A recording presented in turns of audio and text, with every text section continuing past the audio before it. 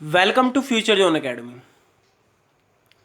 आज हम क्लास 12 के मैथमेटिक्स की ओर बढ़ते हैं। मैथमेटिक्स में हमारा सेक्शन चल रहा था अवकलन के अनुप्रयोग, तो उसमें मैंने स्पर्श रेखा पढ़ा भी दिया था। तो आज नेक्स्ट टॉपिक करना स्टार्ट कर जा रहे हैं। तो वो हमारा है अभिलंब। क्या है? अभिलंब। तो अभिलंब और स्पर्श रेखा हम दोनों के बारे में डिस्कस करें, क्योंकि अभिलंब में स्पर्श रेखा जैसा ही कार्य करना पड़ेगा। बिल्कुल ईजी है और बहुत आसान है, और आप इसको अच्छे से कवर कर भी लेंगे। ओके, अगर आप हमारे स्पेशल बैच से जुड़ना चाहते हैं तो आप 8755084148 पर संपर्क कर सकते हैं। और इस स्पेशल बैच में आपको कैसे पढ़ाया जाएगा, तो इसके लिए एक ऑनलाइन वीडियो बनाई गई है, ऑनलाइन कैसे पढ़ें उसके नाम से, और आप हमारे चैनल में उसे देखकर समझ सकते हैं कि कैसे पढ़ाया जाएगा। ओके, आइए शुरू करते हैं। अभिलंब, ध्यान दीजिए यहाँ पर। अभिलंब जो होता है वो स्पर्श रेखा का उल्टा होता है। स्पर्श रेखा का उल्टा, यानी आपको सारा प्रोसीड बस इसका जस्ट उल्टा करना है। वैसे वास्तविकता तो यह है, जो स्पर्श रेखा आपकी होती है वो अभिलंब पर लंबवत होती है। और लंबवत का मतलब, मान लो हमारे पास ये क्या है, एक लाइन है, और इस पर अगर हम लंब डाल दें तो ये आपका क्या बनेगा? अभिलंब। क्या बन गया? अभिलंब। यहाँ तक आपकी बात बिल्कुल क्लियर हो गई है। तो आपको कैसे याद करना, तो आपको है ना अभिलंब के लिए बिल्कुल स्पर्श रेखा जैसा कार्य करना है। बस थोड़ा सा फर्क ये है कि जो आपकी स्पर्श रेखा की जो प्रवणता होती है एम, वो क्या होती है? D Y upon D X होती है। और यहाँ पर आपका बिंदु x1 y1 रख दिया जाता है। जो भी आपका मान आता है वो क्या होती है? आपकी स्पर्श रेखा की प्रवणता होती है। जबकि अभिलंब की जो प्रवणता होती है वो क्या होती है? m बराबर होती है -1/dy/dx। क्या होती है? -1/dy/dx। या फिर आप कहिए इसका उल्टा करके -1 लगाने पर जो आपकी प्रवणता प्राप्त होगी वो आप किसकी होगी? अभिलंब की होगी। तो ये बात आपकी क्लियर हो गई है। और अभी इसके ऊपर कुछ क्वेश्चन भी सिलेक्ट किए हुए हैं, तो उन क्वेश्चनों पर भी ध्यान देंगे। तो अभिलंब की प्रवणता आप कैसे निकालेंगे? m बराबर -1/dy/dx, और ये आपकी निकल जाएगी। ओके, जैसे मैं एक छोटा सा क्वेश्चन ये पर लिख लेता हूँ। आपको कहा मैंने 2 और 3 पर x² + y² बराबर 16 पर अभिलंब की प्रवणता ज्ञात कीजिए। तो आप क्या करेंगे? पहले इसका अवकलन कर लेंगे। 2x प्लस इसका कितना हो जाएगा? 2y dy/dx, और बराबर कितना हो जाएगा? 0। फिर आप dy/dx से निकाल लेंगे तो माइनस का 2x बटे कितना हो जाएगा? 2y, और x बटे y में निकल जाएगा। ओके, तो dy/dx निकल गया आपका।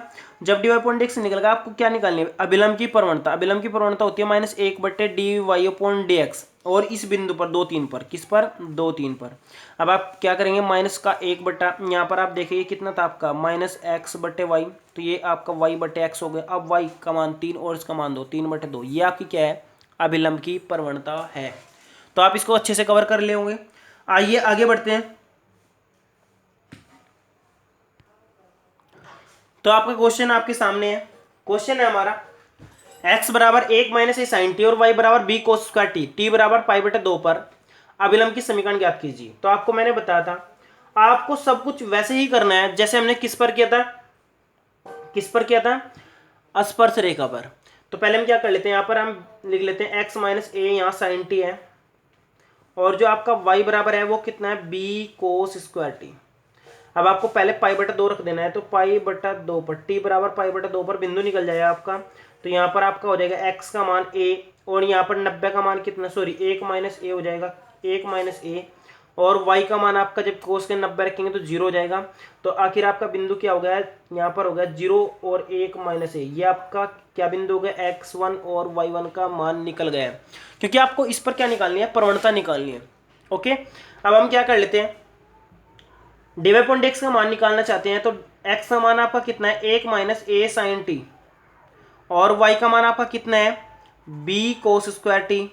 अब आप क्या करेंगे? यहाँ पर dx/dt का मान निकालेंगे, तो यहाँ पर 1 का तो 0 हो जाएगा, और इसका कितना हो जाएगा? a cos t हो जाएगा। अब यहाँ पर आप dy/dt का मान निकालेंगे, तो dy/dt का मान b आपका सेम रहेगा, और ये हो जाएगा 2 cos t। पहले मैंने पावर का किया, फिर आप cos का करेंगे तो कितना हो जाएगा? sin t हो जाएगा माइनस का। तो फाइनली आपका जो dy/dx होना था वो कितना हो जाएगा? dy/dx में इसको ऊपर रख लेंगे 2b cos t, और माइनस मैंने शुरू में लिख दिया, और ये आपका कितना होगा? sin t। अब आप बटे में रखेंगे कितना? माइनस का cos t। अब आप इसे ए थे, सॉरी ए थे नहीं, cos t थे, cos t काट देंगे, माइनस माइनस आपका कट जाएगा, तो ये बचेगा b/a sin t।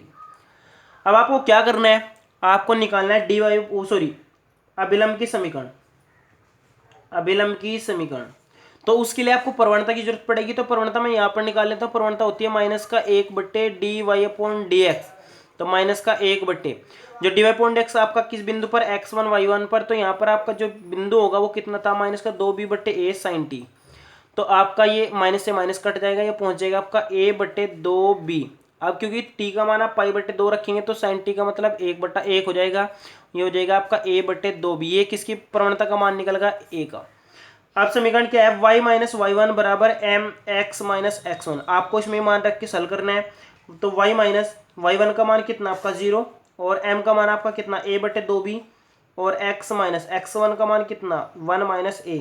तो आपका यहाँ से हल करके निकल जाएगा, क्या निकल जाएगा, 2b के आप इधर मल्टीप्लाई कर लेंगे तो 2b हो जाएगा, बराबर आपका हो जाएगा ax, और ये आपका हो जाएगा माइनस a और प्लस a²। तो फाइनली आपका मान निकल गया है, यहाँ पर 2by होगा। तो यहाँ पर फाइनली आपका क्या मान निकल गया, 2by माइनस ax बराबर होगा आपका a² माइनस a। ये आपकी समीकरण बनकर तैयार हो गई है। आप इस प्रकार बहुत सारे क्वेश्चन हल कर सकते हैं। तो आपको अपने आप इस फॉर्मेट पर खुद क्वेश्चन सोल्व करने, अपने एनसीईआरटी बुक्स के क्वेश्चन, जो भी आपके पास बुक्स होगी उसको हल करने का प्रयास करें। Okay, thank you.